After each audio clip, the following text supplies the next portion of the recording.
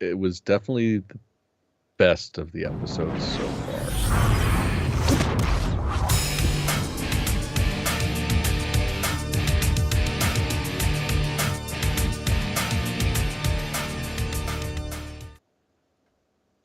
Welcome to the Infernal Brotherhood of the Scruffy Looking Nerf Herders. This is a live streaming video podcast for Star Wars fans by Star Wars fans. Today we're continuing our review of Star Wars Skeleton Crew with this episode of holy shit, I'm reading everything wrong. Anyways, the season 1, episode 4. Can't say I remember no Attin. This was weird because when I was watching, I was like, "Wow, that's weird. Huh? That's kind of shitty." And then I just sort of like fell into it. I was like, well, fuck. And I texted the camera. I was like, fuck me. I think I actually like this episode or something to that effect. And I think those were the exact words. Every day after that, in reflection, I'm just like, that kind of bugs me. That kind of bugs me. I was in the same boat. I went into it thinking, all right, you know what? If he liked it, maybe I'll like it. And I'm going to turn the thinker off. I'm just going to watch movie. Whoa. I'm gonna do exactly that. And it was tolerable. Yeah. And then I thought about it, and now I still hate this show. Yeah, I don't know what the fuck I'm expecting, because it's not going to change. This is the show. This is the whole premise. They told us right from go, this is what it is, and that's exactly what they've given us. So it's not like it's a promise that they broke. You know what I mean? Yeah. It's just not for me. That's just it. It's just not for me. I have to accept that, Lego Star Wars stuff is not for me, and this is not for me. That's just the truth behind it all. I just have to accept it, and I have to just suck it up. And apparently, I'm just going to go with the same theme, develop some anal fissures dealing with it. Yeah. No, it is definitely, I'm having to do mental gymnastics to convince myself to keep watching this show because there's no nutritional value to it. It's not going to have any sort of important climactic ending. Yeah. At all. It's just kids being kids, empowering kids or something. Yeah. And this episode was the worst of it. Like, oh, we trust our children and that's why they're our warriors. It's like, no, you're fucking lazy and you want your kids to die. That's why you're giving them firearms and having them lead your soldiers to fight over cattle. Goats? That was the worst part of this whole episode, because at first I was like, yeah, you're empowering children. Hell yeah. And then I was like, wait, but you're having the strange kids, like the new kids, lead your army, like go scout out. You don't give a fuck about the kids at all. They're like cannon fodder. That's exactly what they are. Yeah. Yeah, it was. And I mean, it's like, okay, cool. I guess homeboy, the fucking elephant man, is going to have a girlfriend. And that might be fun, but God, every time I thought I was starting to like it, the girl did something really stupid, like over the top, to show that she was a badass. And it's like, come on, like, oh, I'm gonna walk away, but I'm gonna do a flip for no fucking reason. It was so stupid. Just to prove she's a badass. Yeah. I liked the Neil and I don't know what that girl's name is. Girls sort of relationship building thing, because he embodies, that sort of peaceful, nerdy kind of kid that I always felt like when I was a little kid. I always dealt with like really aggressive dudes growing up, and like when I was in my elementary years, they bullied the shit out of me, and I was always just like, all right, whatever, like we're just different. I like to hang out with the girls, and you want to make fun of me because I hang out with the girls. Okay, we're different. And then it got to the point where I started being developing physically, and I could like beat them in sports and stuff, and they bullied me for being different rather than hanging out with girls. And then it was just like, okay, I just need to accept that no other men are going to be like cool with me. Like I'm just like the weirdo. And that was just like, I accept that. So that's how I feel like Neil is. He's just like complete. Even his friends are just like, you're gonna let Neil drive? Like, he's a weirdo. He's Neil. Like, Neil is like, I identify more with him than anyone else in this damn show. Like, yep, same. I mean, that was me as a kid too. I think the droid is 100% bag of useless. I don't understand the whole fucking. It's obvious, the whole trope for the last 3 episodes, which of this whole show, of him saying, I can't recollect no Attin, and he's a droid. So it took them 3 episodes to realize, oh wait, we could just command the droid to tell us. And then they do, and then he does, and then you're just like, who gives a fuck now? Like, you've already like burned the trope to the ground. It would have been interesting if you did it 2 episodes ago, but now I really don't fucking care. Like, I'm not interested at all. Again, this is not for me, so I get that. And I love the comments that we get, like all the fucking haters. They're like, it's just a fucking fantasy. It's not real. No, it's not real, but we do like logic. Yeah, we do like good storytelling. Like not that hard, or that I feel like it's not that much to ask in a story to make sense. We have real people like sending straight hate our way. They're like, you should just enjoy it and shut up. You realize this is a fucking review show, right? Yeah, why the fuck are you even watching this, you shithead? God. You realize the whole point of a review show is to review the fucking show, you dumb fucks. Yeah. That's the thing. It's like, I want to fucking enjoy it. That's why I'm watching it. Like, I don't go into, like, I do not knowingly watch something, like, go into it being like, you know what? This is going to fucking suck. Yeah. Cool. Okay. Let me rephrase that. I do that. Whatever. I guess for the sake of argument, I don't usually go into something going like, this is going to suck. I'm going to hate. Okay, that's it. Yeah. It's going to suck, but I'm going to like it. This is something that I'm hoping like, okay, you know what? I might be wrong. This might be fun. So that's why I keep going.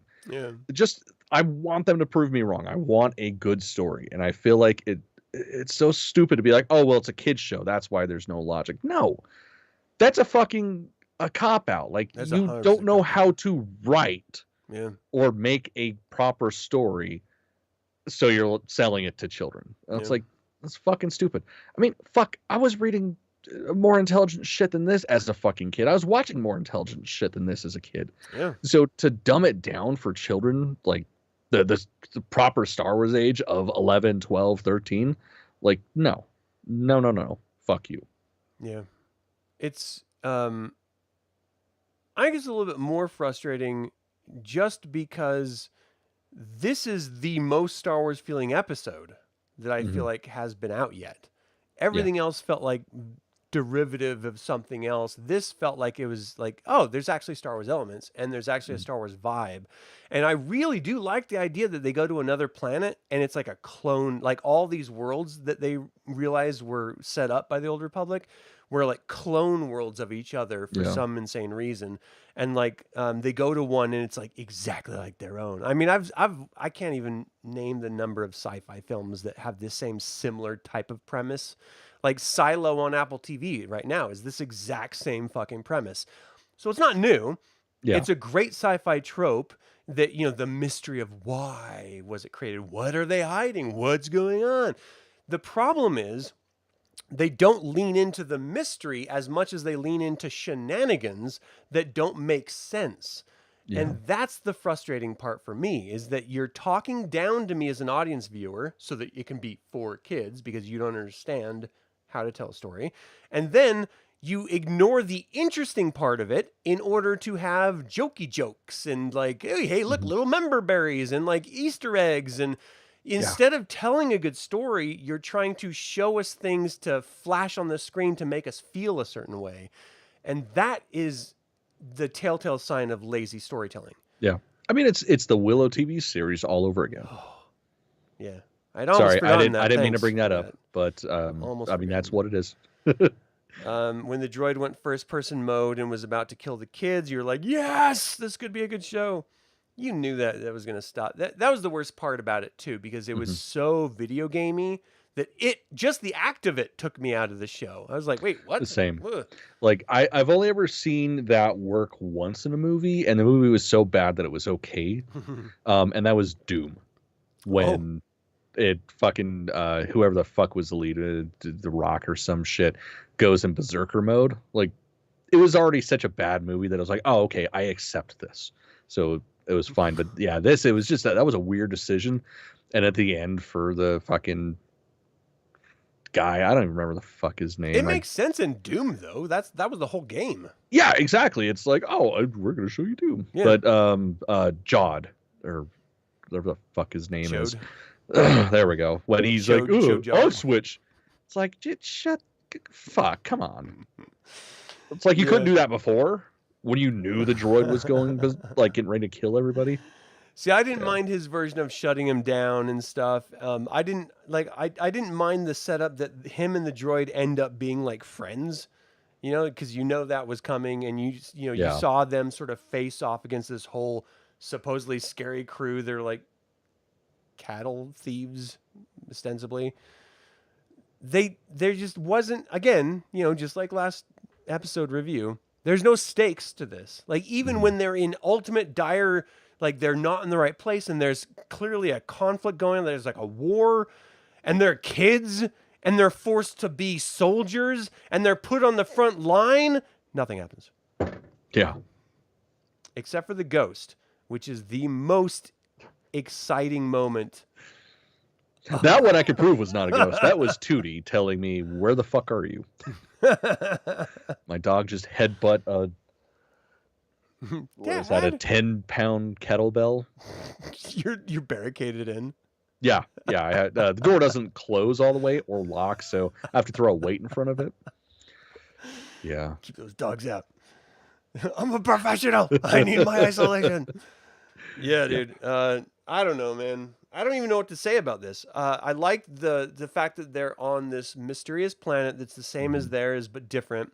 I like the fact that there's a war going on, but it's not really a war after they proved it to us. It was just like one group stealing the other group's cattle, and then Jod, who gives a fuck, gives the cattle back so that he can get the kids, so they can go to the right planet to get his fucking cash or whatever, I don't know, trophy or fucking present he's going to get for doing it. Right. Like, what's his upside? Like, originally the whole thing was, he was like Han Solo, I'm going to get rich rewards for this. I want money. Like, that's the whole thing. I get that there's going to be some like sort of breaking point where it's no longer about the money. I care about these kids, and I get that's coming. I know that's coming, but they shouldn't be here yet. Like, and he should be pissed that he's like led to all these weird backcountry worlds and like all these strange places, putting his life in danger and having to save their dumbass hides when they're trying to act like they're the ones in charge and they're the bosses. Right.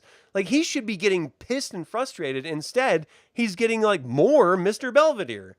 Not like, what the fuck? Yeah. It doesn't make sense. Not for his character, not for the show. Like, none of it makes any sense except kids having fun. Woo! And every fucking asshole watching this just like, yeah! Yeah. You ever watch E.T.? There's like real shit happening there. Like, the government came in and took kids away and pointed guns at children. Real guns. Yeah, like there were actual stakes. Goonies. They got shot at. They almost crushed. Like, fucking almost stabbed. Fucking octopus. Like, there was all kinds of shit. Like, it's so frustrating. And this was the best so far. Yeah, and this was the best episode so far. That's the really fucking frustrating thing. It was crazy. And to your point, it's... Go ahead. Oh, go ahead. No.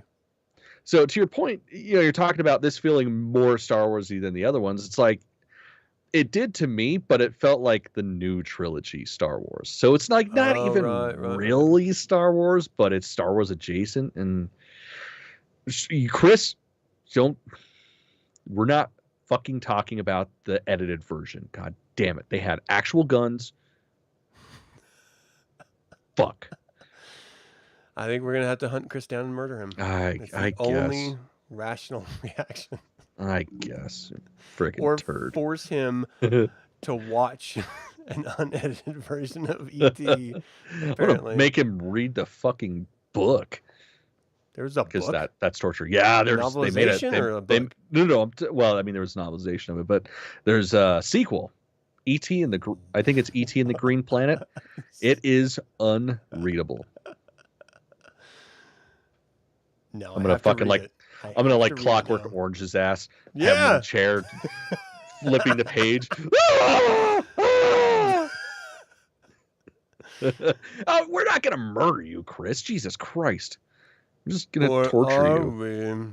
No, just torture for now. Right. I feel like that's way worse than just killing somebody. A couple anal fissures. Oh yeah, we got to test out the theory on that. Yes. All right. Fern, right? Is that the girl's name? Fern orders him to remember that he reveals that Attin. Yep. No, Fern is the girl, the whiny girl. I don't know. There's like a bunch of moments in this episode where it felt almost like a John Hughes movie, which I like. I like John Hughes' stuff. So like at the end, they all come together and they all realize that they're not so different after all. And they have feelings and stuff. Yeah. Exactly that. So, yeah, I don't know. It wasn't the worst. I will never watch it again. And I don't really reflect fondly on it. Yeah. That's as good as it's going to get, I think. Yeah. I mean, we're not screaming about how bad it is, so there's that. Yeah, we're just screaming about how not good it was. Yeah. It's degrees, people. Yeah, it's so frustrating. That's really all I can say about it. I like seeing the Opies. I like seeing the fart jokes, because who doesn't like a fart joke? I like seeing like the whole military premise. I thought it was going to be much more insidious than it ended up being. Yeah, same. I like the boy-girl dichotomy because girls are fucking awesome, and I'm a fan. I'd like to... Okay, I got to stop. Yeah. Let me transpose girls with women. I like women. There we go. There we go. Kiss them and touch them. With permission. Obviously with permission. Obviously. Oh, man. Yeah, I don't know. All right. Well, I don't know where else to go with this. Yeah, there's not really anywhere else to go, because it's not like we can be like, oh, what was your favorite part? Turning it off. What was your least favorite part? The episode. Yeah. Hopes. Like, what realistically, can this do anything to make you go like, you know what? That was actually better than episode 4. I hope so. If something actually happens, maybe. I really don't know what they could do. Like, there are things occurring, but nothing's actually happening. Yeah. Like, they're just hopping from location to location the entire series, every episode. But nothing actually happens to them. Yeah. Like, there's nothing that makes them, like, really question, like, why? Who am I? What am I doing as an individual? And how can I better, be a better member of this team? Or how can I help benefit everyone else? Or how can I just, evolve as an individual? Like, there's no growth or anything. It's just, like, kids being kids and shenanigans. Yeah. And they just come out in the end. And it's like, even with the whole premise of this episode was, they ended up on this planet because it's close, or somehow they're going to navigate to home from here. And then they meet up with this band, and they do what this band wants, and in return they get told where to go to find out how to get to Attin. And then they go there, and it's not there. And then, we'll just get it from the droid. That negated the whole fucking point of being on that planet. Yeah. So it's like, I just wasted whatever the fuck it was, 38 minutes or something of my life. Yeah, for the droid to literally say, "Oh, I'm the one that broke that." So I could just tell you if you just ordered me to tell you. And we could have done this like episode 1, really. And we're just like, well, why the fuck is it 8 episodes then? Why don't you just do a movie, a 2-hour movie, save us all a bunch of heartache? Right. That's the thing. I feel like something like this would have been better as a movie. I think this would have been awesome as a movie. It would have been a lot more composed. There wouldn't be a shit ton of filler. And, frankly, I feel like I can excuse a lack of logic and shitty writing with movies more than a fucking series where I'm going to be spending, 100%. Close to 8 hours of my life with this. I can waste an hour and a half on a shitty fucking movie and walk away happy. Yeah. And I think this was just first supposed to be a movie. And it should have been. And they just padded it out into however many episodes we're going to end up getting. Yeah. And yeah, it feels like it should just be a 90-minute film. Yeah. And if it were, it would probably be enjoyable and fun. Yeah. Well, the thing is, at that point, you're staying within the confines of what you are trying to go for.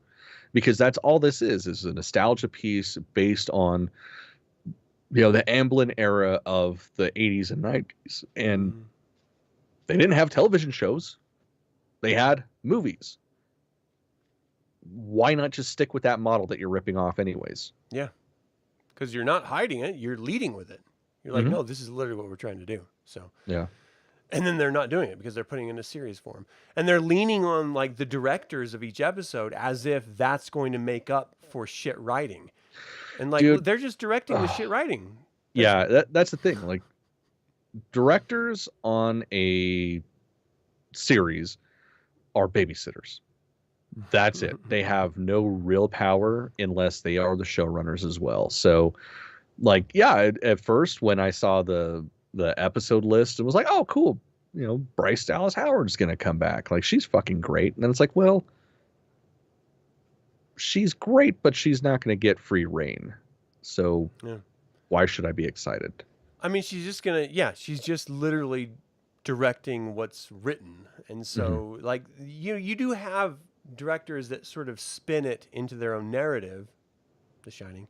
But that's brilliant, and like this is not. So I don't think they're spinning anything. They're just like, okay, look, you're giving me the opportunity to work, and it's literally like you just handed me cash because I don't have to fucking try. So I'll do that. Just give me the money, and I'll just direct what you have on the page. Who gives a fuck anyway? This is a throwaway show that's no one's gonna remember next year, and it's just like they stalled it like I think a year and a half, 2 years already, and then they just throw it at the end of the year, knowing that no one really gives a fuck. And let's lead into this final question from Chris here. Do you want any sort of tie into existing canon? What the fuck canon? They break their own canon with every new show. Or every new comic, or every new novel, every new thing that they put out counteracts what they've already established. They have zero canon. It's just like we're supposed to believe in this free-form version of this universe far, far away, and I'm too old to do that. Like, I would like a little consistency. I would like a little good writing and character development and story arcs and thought that goes into stuff. Maybe if I was an 8-year-old fucking idiot, then I wouldn't care. But you're not making Star Wars for 8-year-olds because they don't fucking care. You're making Star Wars for the adults who grew up with it that care. And then you're complaining when they don't like the bullshit that you're writing. Like, that's the reality of it. And every one of you fucking adults out there who are just like sucking it off like Mickey can't come enough in your mouth, you might need to think about your life choices. Because he's a mouse and you're probably going to be bubonic plague. Right. Not only that, I mean, that's bestiality. Well, there is that too. There's that. Okay. That's probably the more important Even part. if he's enjoying it, it's still wrong. Just saying. This just takes me back to the George Carlin cat joke. Who are you really harming if you're blowing your cat? The cat's probably loving it. Right. I'm not condoning that, by the way. That was George Carlin, not me. Right. The Mickey thing's all on me. I'll take ownership of that. But I didn't think of him. He's anthropomorphic and talks. So I didn't think of him as an animal. He's a mouse. He's got a disease. All right. And you're sick for doing it. Anyway. Yeah, you're the ones fucked up, not Adam. Shit. Yeah. Fucking weirdos. Thanks for watching this thing that we call Star Wars Talk. Yes. Yeah, I mean, the reality is we how is this channel monetized? It's not. That's why we've only had one payout in 7 fucking years, or however, maybe it's been like 15 years by now. However long we've been doing this, it's not monetized because every episode is flagged as by some asshat watching it by being inappropriate because they don't know how to take adult humor from an adult show featuring adults talking. And so they literally like demonetize us, so we're not getting show any my money. nipple now or something. I think we should both show our weird. Wait, are we gonna get flagged for that? Rose Depp nipples. I kind of do. I mean, they're not. Mine aren't as chunky as hers. Hers were like like Frankenberries. They looked like they were chewed on already. I mean, I was fucking Count Orlok, man. Well, that dude. Yeah. That was another awkward moment, too. And we'll talk about it then. It makes no sense now because no one knows what we're talking about. But, okay. Yeah, sitting next to my daughter during that was another moment. See, that's the great thing. Like, I go with my sister, and she's 21 now, so it's like she's not a kid. So shit like that, it's not awkward anymore. It's a beautiful thing. But before then, when she was still a child, yeah, I can understand that. Yeah, it gets weird. Yeah. Well, thank you guys so much for tuning in. That's going to do it. We invite you to subscribe to this channel. Click the bell to get notified about our next video. If you don't like it, don't fucking watch. You don't have to flag us for shit, you cunts. That's going to get me flagged. All right, you can now support this channel, even though I know you won't, through YouTube memberships. I don't even know why we really do piss this. us off if you fucking supported us. Yeah. We hate it when people do that. You want to piss us off? Buy a fucking shirt. Yeah, that'll really show us what for. Until the Infernal Brotherhood convenes. It's in the name, Infernal Brotherhood, people. Take a joke. Before it convenes again, or until it convenes again, or if it convenes again, may the force be with you. He fainted.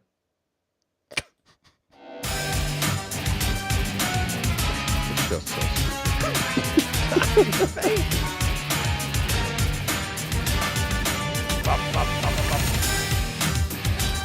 Right, just give him the biggest fucking weapon there is with 0 training.